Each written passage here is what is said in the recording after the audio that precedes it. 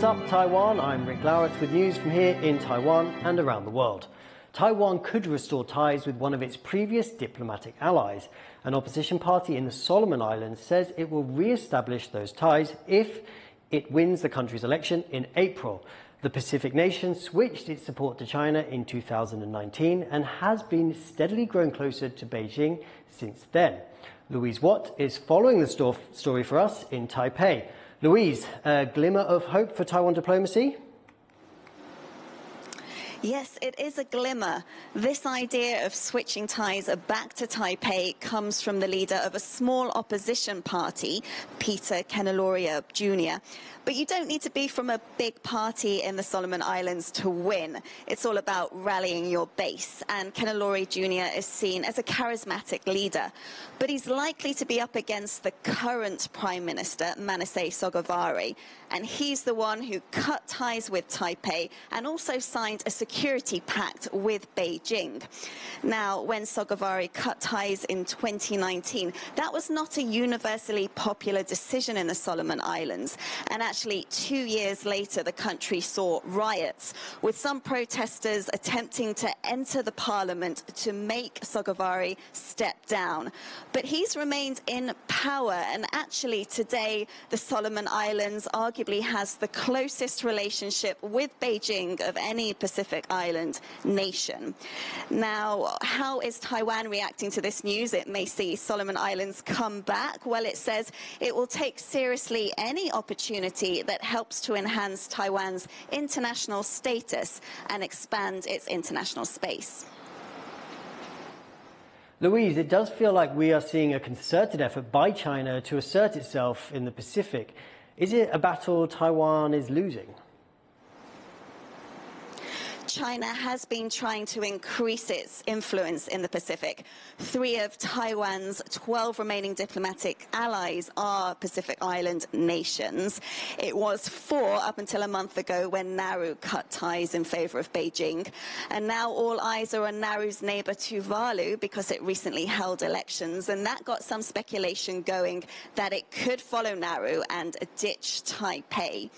But on a positive note for Taiwan, it seems like Tuvalu's next leader will also be pro-Taiwan. I've been speaking to sources close to the negotiations in Tuvalu, and one member in particular, Felete Teo, he has the support of more than half the MPs in Tuvalu to become the next prime minister. But that has not been announced yet. In fact, the vote can't happen because of bad weather. They're still waiting for 2 MPs to get to the capital, Funafuti. When that vote takes place, the announcement can be made. That was Louise Watt reporting live from Taipei. A Cambodian court has sentenced a Taiwanese live streamer and his cameraman to 2 years in prison. Streamer Chen Nung Chuan, known online as Little Chicken, claimed he was tortured after breaking into the headquarters of a scamming ring, but it all turned out to be fake. Police say they found Chen and his cameraman staying at a hotel with a room full of props. The pair were arrested.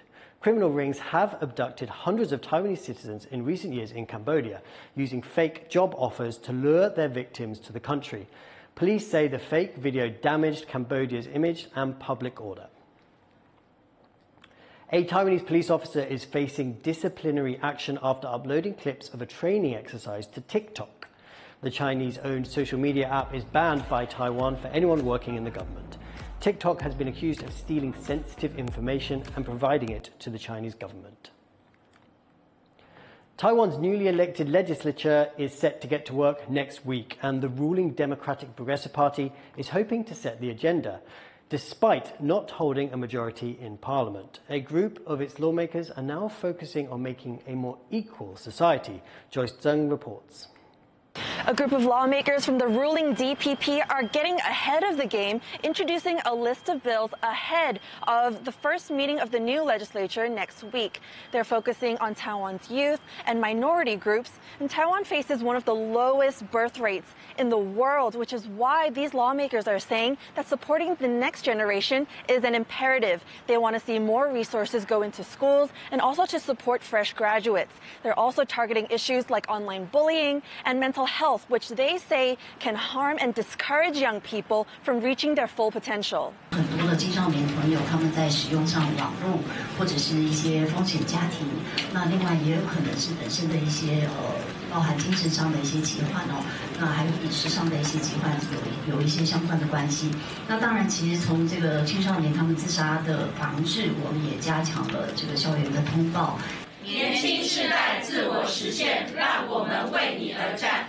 Though the DPP has secured a historic third straight presidential term, it is reckoning with some dissatisfaction among the people, especially as they were being aired out in the run-up to the election. Cost of living is a big worry for young people here, with soaring housing prices and drastically low wages in comparison.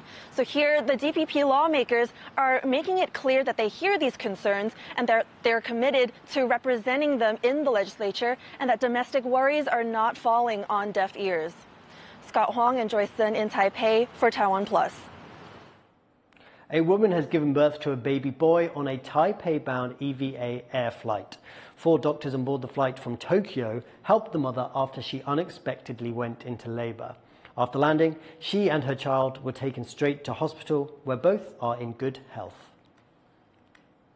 Search and rescue animals work hard at their jobs, saving lives. And just like their human counterparts, they can look forward to a cosy retirement after years of service. And as one veteran pup's career winds down, another is just beginning. Reese Ayres reports. Rolling into retirement. Former search and rescue dog Guang is living his best life after 5 years of service. But despite officially handing in his badge last year, Guang can't quite shake off his instinct to work. 他会突然间耳朵立起来或者怎样，可能就是有人开铁门或者是煮东西在沸在逼那个水壶那种。 A decorated veteran, Guang worked on some high-profile cases, including a 2020 Black Hawk helicopter crash that killed 8 military personnel. But regulations say service dogs must retire when they reach 8 years old. However, a new generation of patrol pups are close on Guang's tail and have already started training. This 1-year-old mixed pup, Ye, is currently the star pupil in his class and is learning skills that will make him ideal for search and rescue operations. 我们会做它的地形的适应性，然后还有对人的亲和力的提升，然后还有它的鼻子对气味的反应。 Saving lives is no easy task, so training starts early for pups in service, who can take their exams as soon as they're 18 months old. But handlers say most dogs aren't ready until they're at least 2. 真的很难啊，不可能说我一只犬只就是这样子到18个月就马上可以让它通过测试，也是要看犬只的特性，还有它的能力，再加上就是我们 领犬员慢慢的去努力增强自己。 Search and rescue dogs need to have a keen sense of smell and high levels of obedience to make the cut. Skills that will help them quickly locate people in a disaster, particularly important in countries like Taiwan that are prone to earthquakes. As these pups continue honing their senses, veteran Guang can continue enjoying his well-earned retirement. James Lin and Reese Ayres for Taiwan Plus. The US says Russia is developing a new anti-satellite weapon, but says it has not been deployed yet and is of no immediate threat.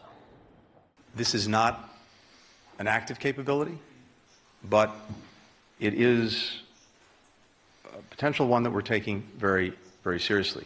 And I would expect that we'll have more to say soon, in fact, very soon. So stay tuned for that. And of course, we're also conferring with allies and partners on this issue. Washington is calling the development troubling. It has neither confirmed nor denied that the space-based weapon is nuclear. Moscow has dismissed the report as a malicious fabrication designed to get Congress to approve more funding for Ukraine.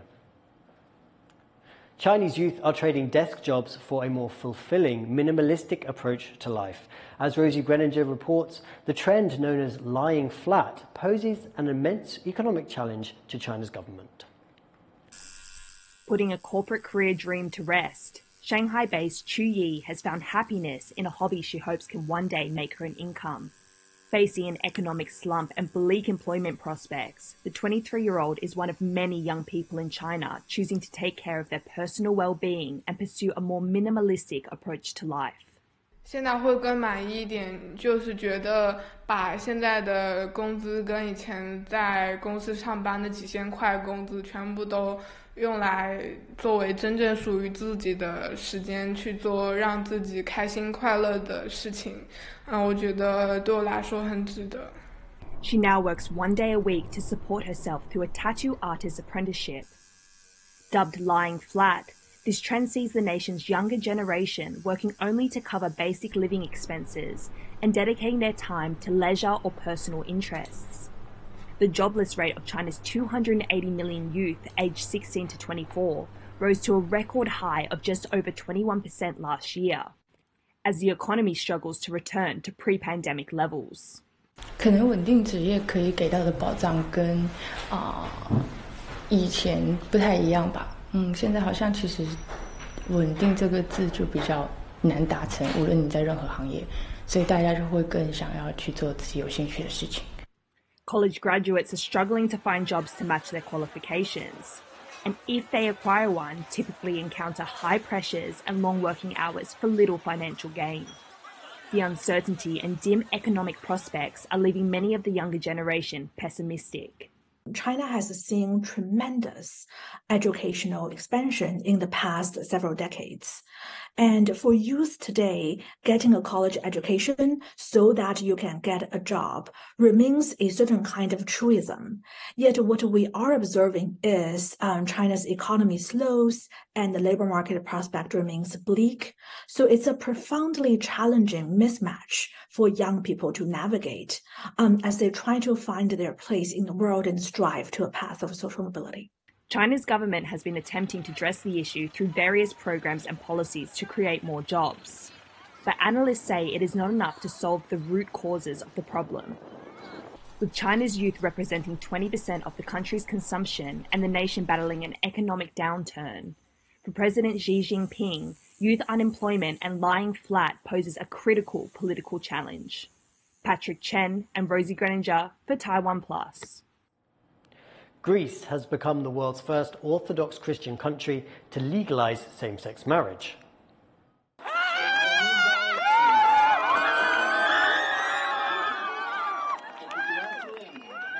Members of the LGBTQ+ community took to the streets of Athens to celebrate the landmark bill.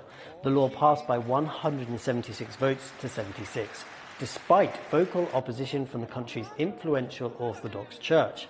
The new law also lets same-sex couples adopt, but stops short of allowing them to use surrogacy or assisted reproduction.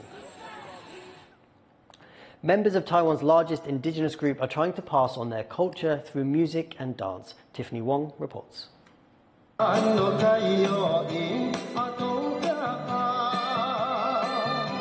Keeping the Amis culture alive through song and dance.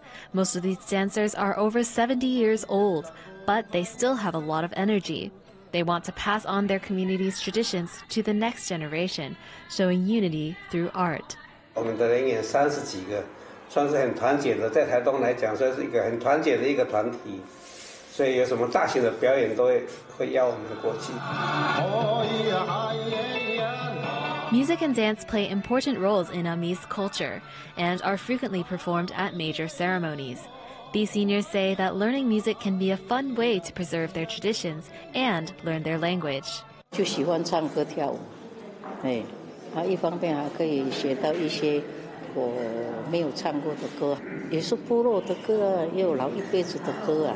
These elders hope their performances can inspire the next generation to embrace their Amis heritage. Luffy Lee and Tiffany Wong for Taiwan Plus. Thank you for watching What's Up Taiwan. Before we go, check out these highlights from the Rio Carnival in Brazil, which is running until Saturday. I'm Rick Lowett. Take care, and we'll see you next time.